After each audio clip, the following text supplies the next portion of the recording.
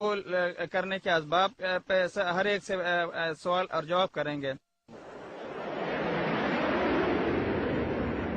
تمام تعریفیں حمد و ثنا اسر اللہ رب العالمین کے لیے لائق اور زیبا ہیں، جس نے ہمیں دین اسلام کی طرف رہنمائی فرمائی۔ اگر اللہ نے ہماری ہدایت اور رہنمائی کا فیصلہ نہ فرماتا تو ہم راہ ہدایت پہ نہ آتے۔ ہم سب اسی کی حمد و ثنا بیان کرتے ہیں، اسی سے مدد اور استعانت طلب کرتے ہیں، اسی سے مغفرت اور بخشش بھی مانگتے ہیں۔ اسی ذات الہی پر ہم سب کا ایمان اور یقین بھی ہے، اسی سے اپنے نفسوں اور برے اعمال کے شر سے پناہ بھی مانگتے ہیں۔ اور میں اس بات کی گواہی اور شہادت دیتا ہوں کہ اللہ کے سوا کوئی معبود برحق نہیں ہے، اور ساتھ ہی ساتھ اس بات کا اقرار اور گواہی بھی دیتا ہوں کہ محمد صلی اللہ علیہ وسلم اللہ کے برگزیدہ بندے اور رسول ہیں، اور آپ صلی اللہ علیہ وسلم نے اسلام کا پیغام لوگوں تک پہنچایا اور منصب نبوت اور رسالت کی امانت کو ادا کیا، اور امت مسلمہ کی خیر خواہی کی اور نصیحت کیا، اور اللہ کی راہ میں ویسے جہاد کیا جیسے جہاد کرنے کا حق ہے۔ آپ پر اللہ کا درود اور سلام نازل ہو، اور ان لوگوں پر بھی اللہ کی رحمت اور سلامتی ہوں جنہوں نے آپ صلی اللہ علیہ وسلم کے طریقے کو اپنایا اور آپ کی سنت پر عمل کیا، اور یہ قیامت تک یہ سلسلہ چلتا رہے گا۔ اس مختصر سے حمد و ثنا کے بعد آپ سب کی خدمات میں اسلام کا سلام پیش کرتے ہوئے کہتا ہوں، السلام علیکم ورحمۃ اللہ وبرکاتہ۔ یقیناً آج مجھے بے حد خوشی اور مسرت ہے کہ میں اپنے ہی چند مسلمان بھائیوں سے خطاب کر رہا ہوں۔ آپ حضرات جانتے ہیں کہ اسلام میں ایمان کو اساسی اہمیت حاصل ہے۔ یقیناً اس دنیا میں بے شمار قومیں مختلف تہذیب و تمدن کے حامل ہوتے ہیں۔ بطور مثال کے میں اور میرے بازو میں جو بھائی بیٹھے ہوئے ہیں مختلف ادیان و مذاہب کے ماننے والے ہیں۔ ظاہر سی بات ہے کہ ان کی قومی تقالید اور مذہبی عادات و اطوار بھی مختلف ہیں۔ رنگ و نسل کے اعتبار سے بھی، چاہے وہ سفید رنگ کے ہوں یا ایشیا کے ہوں یا افریقہ سے تعلق رکھنے والے ہوں، بہرکیف اللہ کا شکر اور احسان ہے کہ اس نے ہمیں دین اسلام کی جانب رہنمائی فرمائی۔ مجھے جس موضوع پر سخن آرائی کرنی ہے وہ ہندو مذہب ہے۔ جیسا کہ اس مبارک اجتماع میں تعارف کرنے والے ذمہ دار بھائی نے فرمایا کہ میں ہندو مت کا ماننے والا تھا۔ میرے بھائیوں، انسانیوں کی اکثریت کا عقیدہ یہ ہے کہ اس جہاں کا ایک معبود ہے، اور جیسا کہ نبی صلی اللہ علیہ وسلم کا فرمان ہے، ہر نو مولود بچہ فطرت اسلام پر پیدا ہوتا ہے، بعد میں اس کے ماں باپ اس کو اگر وہ یہودی ہوں تو یہودی بنا دیتے ہیں، یا نصرانی ہوں یا مجوسی ہوں تو مجوسی بنا دیتے ہیں۔ فطرت اسلام یعنی ایک اللہ کی ذات پر ایمان لانا اور اسی کے معبود برحق ہونے پر یقین رکھنا۔ آپ حضرات نے مصیبت زدہ اشخاص کو بھی دیکھا ہوگا کہ ان کی زبان سے فوراً یا الہی اس طرح کے الفاظ نکلتے ہیں، اور فطری طور پر دعا کے لیے ہاتھ بھی اپنے رب کی بارگاہ میں آسمان کی جانب بلند ہوتے ہیں۔ اس نو مولود کی نشو و نما، تربیت و تعلیم نصرانی گھر میں ہونے کی بنا پر وہ نصرانی بن جاتا ہے، اور اگر اس کی تعلیم و تربیت اور نشو و نما کسی یہودی گھر میں ہوتی ہے تو وہ یہودی بن جاتا ہے، یا مجوسی کی گھرانے میں نشو و نما اور تعلیم ہوتی ہے تو اس کی بنا پر وہ مجوسی بن جاتا ہے، یا کسی بتوں کی پوجا اور عبادت کرنے والے کے گھرانے میں وہ نشو و نما پاتا ہے تو وہ ہندو بن جاتا ہے۔ نشو و نما اور تعلیم و تربیت ہوئی جس کی بنا پر مجھے ہندو کا لقب اور ٹائٹل ملا، اور اگر اللہ کی رحمت میرے شامل حال نہ ہوتی تو میں ہندو مت پر ہی مر جاتا۔ اللہ کا شکر اور احسان ہے کہ میں نے دین اسلام کو قبول کیا۔ جب میں نے اس عظیم دین اسلام کو قبول کیا تو ہندو مجھے کہتے تھے کہ جس طرح بکری ممکن نہیں کہ کبھی بھیڑ بن جائے، اسی طرح تم بھی ہندو گھرانے میں پیدا ہوئے ہو، ہندو ہی رہ کر مرو گے، تم جو چاہے کر لو اور جو چاہے کہہ لو۔ یہ ان کا غلط خیال اور کج فہمی تھی۔ میں اپنی جامع زندگی کے پہلے مرحلے تک ہندو مذہب کے عادات و اطوار، رسم و رواج اور فاسد عقائد کا بڑی حد تک پابند تھا۔ جب میں 18 سال کا ہو گیا تو جامعی تعلیم کے دوران ہم لوگ جامعہ میں ہفتہ واری انجمنوں کے اجتماعات منعقد کرتے تھے۔ مثلا ایک ہفتہ نصارہ کے لیے مخصوص تھا، اور ایک ہفتہ مسلمانوں کے لیے، اور ایک ہفتہ ہندوؤں کے لیے مخصوص تھا۔ اسی طرح ہفتہ واری انجمنوں کے اجتماعات کے موقع پر تینوں ادیان کے درمیان ایک مناظرہ ہوا۔ جس کے ذریعے مجھ پر اس ہندو مذہب کی حقیقت اور روز روشن کی طرح واضح اور عیان ہو گئی، جس پر میرا ایمان تھا۔ آپ حضرات انگریزی زبان بولتے ہو کیونکہ آپ کی نشو نما ایک ایسی ملک میں ہوئی جہاں کی زبان انگریزی ہے۔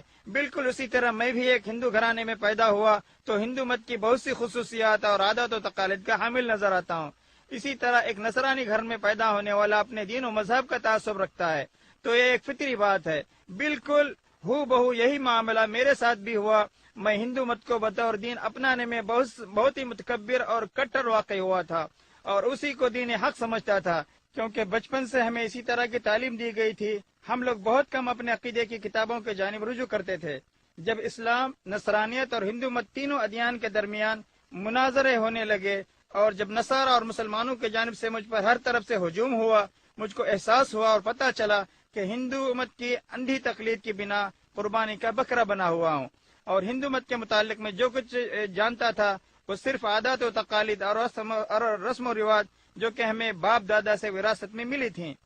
گھروں میں بہت سی کتابیں کے موجود ہوتے ہوئے اٹھا کر انہیں پڑھنے کی توفیق نہیں ہوتی تھی، جس کی وجہ سے وہ ہمیشہ غبار آلود رہتی تھیں۔ شاذ و نادر ہی ہم ان کتابوں کو پڑھتے تھے، البتہ تینوں ادیان کے درمیان شاذ و نادر ہی ہم ان کتابوں کو پڑھتے تھے البتہ تینوں ادیان کے درمیان مناظرات کے درمیان میں نے جو کچھ پڑھا اور خصوصاً میرے عقیدے کے متعلق جو نصوص ان کتابوں میں ہوتے تھے اور مناظرے کے لیے جن معلومات کی مجھے ضرورت محسوس ہوتی تھی، ان مناظرات سے ایک چیز کھل کر سامنے آئی اور معلوم ہوا کہ ہندو مت وثنیت اور بت پرستی کا دوسرا نام ہے۔ اسی کو اسلام میں شرک کہتے ہیں۔ ایک مرتبہ ایک مسلمان بھائی سے مجھ سے دوران گفتگو انہوں نے کہا، آپ لوگ ایک سے زیادہ خدا کی عبادت کرتے ہیں، یہ چیز ہماری سمجھ سے باہر ہے۔ میں جواب میں کہتا تھا کہ آپ پاگل ہیں۔ اسی طرح ہندو مت کو ماننے والوں کا رد عمل ہوا کرتا تھا۔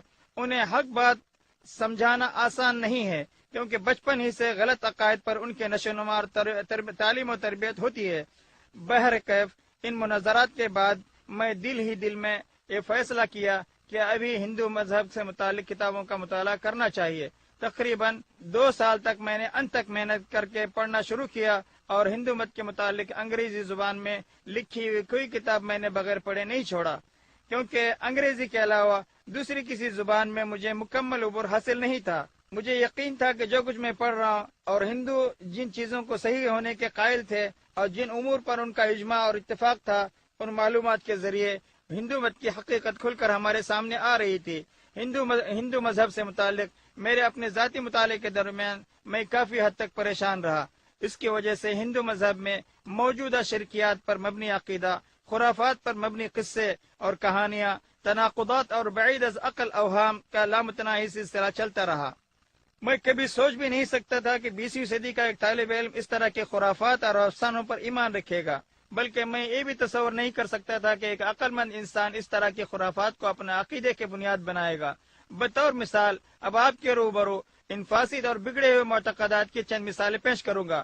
ہندو مت میں ایمان کے ارکان میں سے ایک رکن ان کے معبود رام پر ایمان لانا ہے۔ رام ہندوؤں کے بڑے معبودان میں سے ایک ہے۔ قصہ مختصر ہے کہ رام اور اس کا بھائی اور اس کی بیوی ان تینوں کو ملک بدر کیا گیا اور یہ تینوں جلا وطنی کی زندگی گزارنے پہ مجبور ہو گئے۔ ایک دن کی بات ہے کہ ایک سب سے بڑا شیطان جسے ہندی زبان میں راون کہتے ہیں، رام کی بیوی سیتا دیوی کو اغوا کرنے کی کوشش کیا۔ راون نے اپنے ایک بازو سے ایک انتہائی خوبصورت ہرن غزالہ پیدا کیا، پھر ایک خوبصورت غزال اس کے معبود راما کے گھر کی سمت چل پڑا، اور جب وہ رام کے گھر کے قریب پہنچا تو راما کی بیوی نے سیتا نے اس خوبصورت غزال ہرن کو دیکھا تو اس کو بہت پسند آیا۔ اس نے اپنے معبود شوہر راما سے کہا کہ آپ میرے لیے غزال شکار کر کے لائیں۔ راما کو بھی سیتا کی یہ بات بہت اچھی لگی۔ آمدم برسر مطلب آپ حضرات جانتے ہیں کہ ہندو مت کے ماننے والوں کا یہ قدیم زمانے سے یہ عقیدہ رہا ہے کہ ایک معبود کی روح دوسرے معبود کے بدن میں منتقل ہوتی رہتی ہے، اور راما جو ان کا معبود ہے اس کے متعلق ان کا عقیدہ ہے کہ بہت سارے معبودان کی روحیں اس کے جسم میں منتقل ہو گئی ہیں، اور اسی طرح کا عقیدہ تناسخ الالہہ نصارہ کے ہاں بھی موجود ہے۔ اور ہمارے بھائی جو آج یہاں آپ کے روبرو اسٹیج پر موجود ہیں تفصیل سے آپ کو بتائیں گے۔ راما نے اس خوبصورت غزال کے شکار کے نکلنے کے معاملے میں پس و پیش کرتا رہا، پھر جب اس نے سیتا کے اصرار پر شکار کر کے لانے کا عزم کیا تو اس نے اپنے گھر کے دہلیز کے سامنے 3 لکیریں کھینچیں اور سیتا سے کہا، خبردار، میری غیر موجودگی میں کسی بھی حال میں ان لکیروں کو پھاند کر آگے نہ نکل جانا۔ پھر راما اپنے تیر اور کمان لے کر غزال کے شکار کے لیے نکلا۔ اسی اسنا میں راون سیتا کے پاس عیسائی پادری خسیس کی شکل میں آیا اور کہنے لگا، پیسے کو پانی پلا دو۔ سیتا نے پانی لایا اور زمین پر رکھ دیا، اس خوف سے کہ کہیں راما کی کھینچی ہوئی لکیریں پھاندنی نہ پڑیں۔ خسیس نے جب دیکھا کہ پانی سیتا نے زمین پر رکھا اور وہ لکیروں سے دور جا کھڑا ہوا، پانی پینے سے انکار کر دیا اور کہنے لگا، پانی زمین پر ایک عالم دین کی تم نے اہانت کی ہے۔ اتنے بڑے آدمی کے ساتھ تمہیں اس طرح کا ذلت آمیز سلوک تو نہیں کرنا چاہیے تھا، بلکہ تم جیسی بلند مرتبہ سیتا کے لیے بہتر اور مناسب یہ تھا کہ اپنے ہاتھوں سے ہمیں پانی پلا دیتی۔ سیتا نے جب راون سے اپنی تعریف و ستائش والی باتیں سنی تو اپنے شوہر اور معبود راما کی وصیت بھول گئی اور لکیریں تجاوز کر